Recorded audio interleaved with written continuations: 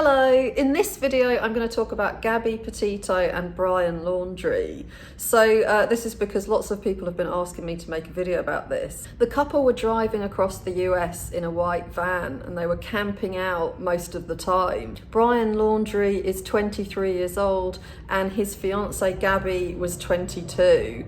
I'm going to analyse this footage partly because people have been asking me to do it, or I guess mainly because of that, and also because some people have, it seems, been a bit confused by it, and they've been seeing what the police came up with as being the truth about Gabby being the perpetrator, her being the abusive one, and her boyfriend just being this really nice guy who was pushed to the limit. So I want to challenge that by having a look at how each of them respond to the police. If you want to go straight to the footage, I'm putting the timestamp up now, so please hop to that part of the video. Before we look at the footage, I want to summarise why Brian Laundrie seems like he may have been an abusive partner to Gabby. So first of all, there's the fact that the autopsy has revealed her death was due to homicide. And they had been together, they'd been together for the past month before she died. When Brian returned home a lot earlier than planned on the 1st of September, he was on his own in the white van. Gabby's parents didn't report her missing for another week and a half, and I think that's because they didn't know she was missing. Brian lived with her usually and his parents under their roof, but no one seems to have told her parents that she was missing. So when they found out, her parents were calling Brian's parents and they weren't being called back. It was impossible to get hold of them. Brian refused to speak to the police. He got a lawyer very quickly and then he vanished. His parents wouldn't speak to anyone and told them to speak to the lawyer and not to them. So that all seems pretty strange. And on top of that is the fact that Brian disappeared. So he apparently told his parents where he was going, into a national park again, this time in Florida, and he grabbed the car and off he went with apparently just a backpack. And then when he didn't come home, his parents have said that they went and picked up the car and drove it home, which seems like really strange behaviour to me. Because surely if your son is missing in the wilderness, you're not going to go and pick up the car. You'll hope to God he comes back and finds the car and gets home safely. Why would you pick up his only means of transport and take it away? So there's lots of weird things that have been going on with Brian and his family. Then there's the fact that a member of public called the police and told them he'd seen the two of them involved in a physical altercation in the street. Grant County Sheriff's Office. Were you able to get a description of the intoxication? Hi, can you hear me, sir? Yeah, I can hear you. Hi, I'm calling. I'm right on the corner of Main Street by Moonflower, and we're driving by, and I'd like to report a domestic dispute. Florida with a white van, Florida license plate, white land, gentleman, Where's it at? 5'6" beard. They just drove off. They're going down Main Street. They made a right onto Main Street from Moonflower. Or what were they doing? Cooperative, but what'd you say? What were they doing? We drove by, and the gentleman was slapping the girl. He was slapping her? Yes, and then we stopped. They ran up and down the sidewalk. He proceeded to hit her, hopped in the car, and they drove off. Okay, you said it's a white van? White van. I can give you the license plate if you give me 1 sec. I took a picture of it. Since then, Gabby had told her mother that they were fighting, and these fights seemed to get worse and worse. On top of that, there's what Gabby's friend says about Brian. He was always charismatic and making Gabby breakfast almost every morning, but you can see the jealousy side, and he also wanted what he wanted when he wanted it, and he'd find a way to get it, and not in a violent manner, but if he didn't want Gabby to do something, he'd find a way to make it so she couldn't do it. Well, we were supposed to go line dancing. It was ladies' night, and her drive is about 30 minutes to me, and halfway there she realized her ID was missing, and so it caused a really big argument because Brian just didn't want her to go out, and it was a jealousy issue, and it caused a huge argument between them. It just seemed like there was more and more arguments, and everything she did I feel like, he thought was wrong. So he's already coming across as a pretty dodgy guy, and as somebody who may well be abusive. Somebody who seems really manipulative, very charismatic and charming, seems to treat her really well but actually gets his own way, and somebody who's really possessive and controlling in terms of not even letting her go out with her friend but not making her aware of the fact he'd hidden her ID. So there are lots of red flags popping up all over the place already, and we haven't even started looking at the footage yet. So this is the police following the couple's white van after that 911 call was made. Driver is showing some obscure driving, possibly intoxicated.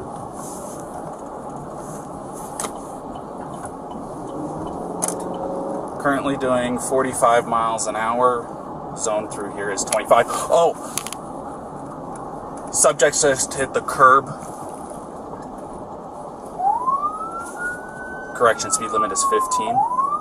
Brian Laundrie is driving the van, and he speeds up when he notices that the police are following him. Sorry, officer. You want to place your vehicle into park and go ahead and turn it off for me? Yeah, sure. No, park? Oh, it is in park, yeah. Okay, turn off your engine. Go ahead and set your keys on the dash for me, all right? What's your guys' names? Gabby. I'm Brian. Gabby, Brian? Okay. What's going on? How come you're crying? I'm sorry, we've just been fighting this morning. Some personal issues. It was a long day. We were camping yesterday, and camping got the stuff, flies and stuff. I'm sorry I hit the bump there. I was distracting him from driving, I'm sorry. Can I get you to step out of the vehicle for me, man? Yeah. Once the police start talking to Brian, you can see that he appears really sheepish. He looks to me like someone who knows he's guilty, who knows that he's in a tricky situation. Someone's just called the police on him for domestic violence. He's been seen hitting his girlfriend. He's then sped away from the police. So why wouldn't he be in trouble? It makes sense how he's coming across here. So how does his interaction with the policeman go from this to this? You ready for a ride? My door's open. Just climb in the back seat for me. Yeah, you can put your backpack back there too.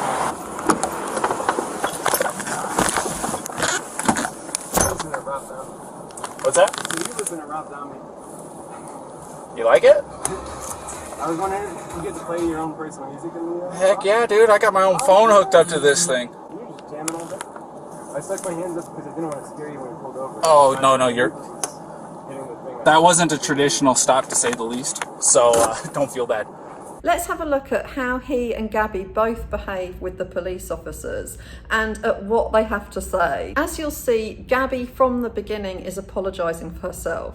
Sorry, officer. You want to place your vehicle into park and go ahead and turn it off for me? Yeah, sure. What's going on? How come you're crying? I'm sorry, we've just been fighting this morning. I was distracting him from driving, I'm sorry. The first thing Gabby does is gives a diagnosis to this police officer. I have really bad OCD and I just... Now, I don't know if this is actually a formal diagnosis she's been given, because a lot of people say, oh, I'm so OCD, oh, I have to be really tidy, and I'm so obsessed with everything being tidy. And it doesn't actually mean they do have OCD. So I don't know if she really does, but it's interesting how the very first thing she does is diagnose herself in front of the police officer. So she's immediately blaming herself and taking responsibility. This policeman would probably have been expecting that she would immediately complain about her boyfriend, because after all, he's the one that was seen hitting her and he was the one that just sped away from the police. But no, she is immediately admitting guilt to something, to having some kind of mental problem. The next thing she says is that she was in a bad mood, and that she was apologising to her boyfriend for her bad mood. So again, she's painting herself in a bad light. And when I say a bad light, there's nothing wrong with being in a bad mood or having OCD, but in this situation, in this context, she's making herself look like the guilty party by immediately talking about her own issues. I was just cleaning and straightening up the back of the van before, and I was apologizing to him and saying, I'm sorry that I'm so mean, because sometimes I have OCD and sometimes I just get really frustrated. Not like mean towards him, I just like, I guess my vibe is like, I am like in a bad mood. And I was just saying, I'm sorry if I'm in a bad mood. I've just been really stressed. I had so much work I was doing on my computer this morning. I think after this, the police officer will have heard that she was stressed. He's there to get the main facts, you know, to understand what's going on. Has he just hit her? Does she want to get away from him? You know, what are the main important points for him to hear? But all he's hearing is that she was in a bad mood, she was mean, then she wasn't that mean, but she was mean enough that she needed to apologise for herself, and that she has OCD. And then to him, I think the next part is going to just sound like she was stressed out with her work. What do you do for a living? Well, I used to work at an organic juice bar, but I just quit my job. Okay. I was a nutritionist. That was my That's job. cool. And I just quit my job to travel across the country, and I'm trying to start a blog. I just have a blog and stuff. So I've been building my website, so I've just been really stressed, and he doesn't really believe that I could do any of it. So that's kind of been like a... To somebody who doesn't understand the dynamics of an abusive relationship, who doesn't understand how somebody who's being abused will behave, this could look like she isn't being abused because she's saying that various things are her fault and she's got her own stresses. So I can see how he was immediately put off the scent at this point. But when we look a bit further into what she's saying, it's a very different story. First of all, let's compare what Gabby said to what Brian said. Do me a favor, let's go ahead and get you to step out of the vehicle, alrighty?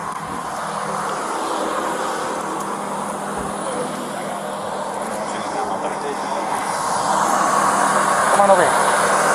You're not in any trouble right now. So, tell me what's going on. She just gets worked up sometimes, and I try and really distance myself from her, so like I lock the car and I walk away from her. What happened this morning is that she's trying to start up like her own little website blog and everything, so I give her time, and we really had a nice morning, if anything, but she just worked up because we were trying to get going and get our day going because we want to go like arches before the Sunday time. Okay.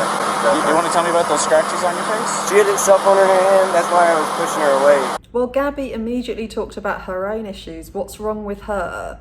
Brian talked about her issues too. He's defensive from the beginning and he's blaming Gabby.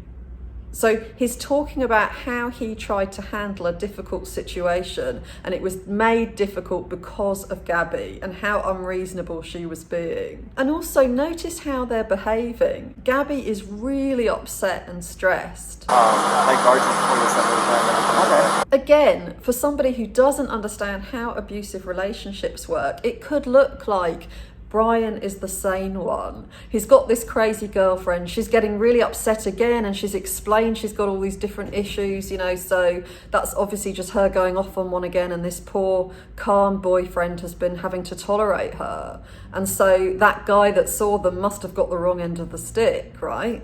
In an abusive relationship, the person who's being abused will always find fault with themselves. That's why they're in the relationship in the first place, because they tolerate the bad behaviour rather than getting away from the person and protecting themselves from the start. The reason they're sticking around and being abused is because they don't understand what's happening to them is abuse. They think they've brought it on themselves. So when the abuse is going on, they're looking at themselves and thinking, what have I done to cause this? And the person who abuses them will reinforce that message. They'll tell them that they have caused this to happen. But if you're in a relationship that isn't abusive, and if you're not the kind of person to immediately assume the worst of yourself and to feel guilty about things you haven't done, be over responsible all the time and excuse everyone else's bad behaviour, if you're in a healthy relationship and you've just had a row with your boyfriend, then if somebody asks you what happened, you're probably going to say something about what actually happened. You know, well, we were getting annoyed about this topic and then he said this and I said that, and, you know, and sort of describe the main points of the argument. You're annoyed about it. Why can't he just see your point of view? Why does he always have to do this? And it's so annoying every time it happens, and so on, you know. Or you might be so respectful that you don't want to badmouth him at all, and then you might say, oh, well, we had a disagreement about this. But you're not going to immediately start telling someone about your own issues or issues you believe you have, because you're not going to think that any argument must be your fault. So the first alarm bell I noticed ringing was when Gabby seemed really stressed out and upset and immediately blamed herself. And when her boyfriend seemed really calm in comparison and blamed her. That's already pretty fishy. In a relationship that isn't abusive, the person who looks guilty is going to be the person who's done something wrong and knows it. But in an abusive relationship, it's the exact opposite. The person who has been wronged looks guilty very often, and the person who's actually abused them can look really calm. And that's because the reaction of the person that's being abused makes the abuser feel better. So they get narcissistic supply from seeing how much they've affected the other person. And that's like getting a big ego boost. They're not empathizing with the other person and they're not feeling guilty. Her first thought is that she was mean. And then when she thinks about it, she wasn't mean, but she still seems to think that there was something for her to feel guilty about. So the fact that she's apologised to him for being in a bad mood, even though she hasn't been in any way mean to him, suggests that she's very considerate of how he's feeling. We can all be feeling a bit crap, you know, we can all be in a bad mood. Do we need to apologise for that if we haven't been rude to anyone, but we just feel a bit crap? Not really. So on top of feeling the need to explain all this to the police officer, she's showing us that she felt a need to explain herself to Brian. People who are abused are always explaining themselves. This is partly because they think they have a duty to do that because of their low self-esteem and because they feel guilty so easily. And it's also partly because they tend to see the best in people, so they can assume that they've been misunderstood, and by explaining themselves, they're attempting to make their intentions clearer in the hope that they'll be let off the hook and the abuser will be nice to them again. He was the kind of person who was maybe high maintenance, and, you know, it had to be about him, it couldn't be about her. It suggests to me that maybe Brian wasn't the most supportive kind of guy, because if he was, you'd think he'd be asking, are you okay? What's up? You know, feeling some concern for her. Next, we learn that she's quit her job as a nutritionist and she's now relying on social media to make a living. So she's started a YouTube channel and she's got her Instagram, and she mentions being a blogger, so maybe she also writes. And so, you know, that's already a lot of pressure that she's under to try and make that work. But then while she's trying to do all of this, and editing videos is a total nightmare. I've mentioned that in another video. And by the way, just while I'm on that, editors have got in touch with me, and sorry, those birds are playing around outside. I'm going to try and do it this weekend, just get back to those editors, because I really need one of you. Anyway, Gabby was really good at editing her videos. And we can see that because this is a really professional, impressive video, I think. And she probably would have done really well. So why was Brian telling her she wouldn't be able to do it? That's just going to make her feel really bad about herself and put even more pressure on her, because it's hard enough as it is trying to do editing. You know, it takes hours and hours, and all the other stuff she was trying to do at the time, get a website together and so on. So she's already under all this pressure, having quit her job. And then she's got her boyfriend who she's with constantly because they're living in this tiny van together and camping in a little tent. So she's got him telling her she can't do it. Building my website, so I've just been really stressed, and he doesn't really believe that I could do any of it, so that's kind of been like I don't know, he's like down there, I don't know, we've just been fighting all morning. So it's no wonder that she's really upset. But unfortunately, she's presented it as if she's got a mental disorder right from the beginning. And she says she's really stressed out. The policeman, unfortunately, seems to recognise her behaviour as similar behaviour to that of his wife, who has an anxiety disorder. And so later on, we see him talking to Brian about his wife. Like I said, my wife has really, really bad anxiety, and she takes medication for it daily. And sometimes it's just not enough. Sometimes it builds up and it happens. And because of this, I think, because unfortunately his wife is an anxious person, it means that I think he missed a really big clue here. He didn't seem to understand that all of this anxiety that she's experiencing is not necessarily down to her personality, but down to the relationship she's in. She said he wouldn't let her back into the van until she'd calmed down, and he took the keys. That's already weird. They're both adults. Why does he make that decision for her? I'm going to leave it here and continue to analyse the two of them in this situation in the next video. So if you haven't subscribed, please subscribe, and I'll see you then.